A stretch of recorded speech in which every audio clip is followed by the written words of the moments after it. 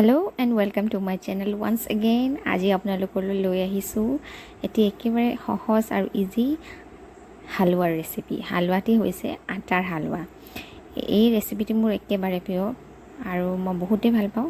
চ' গতিকে আপোনালোকক আজি মই দেখাবলৈ ওলাইছোঁ কেনেকৈনো বনাইছোঁ মই এই হালোৱাটি।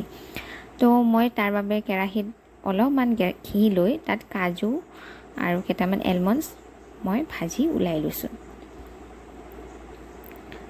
আৰু এতিয়া সেই কেৰাহীতে আকৌ একাপ মই ঘি দিলোঁ। ঘি দি ঠিক আকৌ একাপ জোখৰে আপুনি আশীৰ্বাদ আটা ল'ব পাৰে।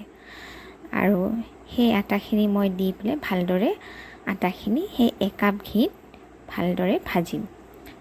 অৰ্থাৎ একাপ যদি ঘি লয় আটা ল'ব একাপ, ঠিক আছে?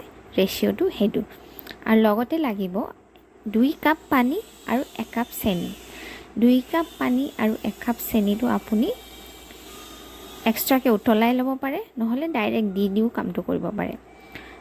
মই এই চচপেনটোত 2 কাপ পানী আৰু 1 কাপ চেনি ভালদৰে উতলাই লৈছিলোঁ। আৰু যেতিয়া আটাখিনি ঘিত ভজা হ'ল আৰু ধুনীয়া এটা এৰোমা অৰ্থাৎ গোন্ধ এটা ওলাল, তেতিয়া মই সেই চেনি পানীখিনি আটাত দি এনেদৰে লৰাই দিলোঁ। দেখিছে?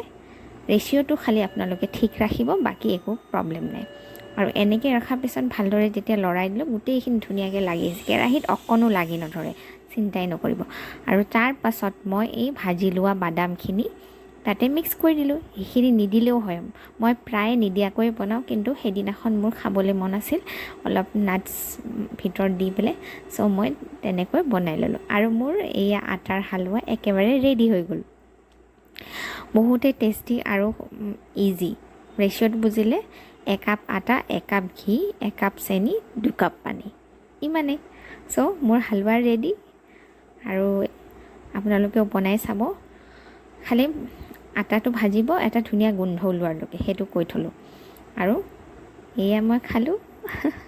এইটো মই আচলতে গল্ডেন টেম্পলত এই ৰেচিপিটো খাই পাইছিলোঁ, তাৰপাছতে মই শিকিলোঁ। তেনেহ'লে আজিলৈ আহোঁ, বাই বাই।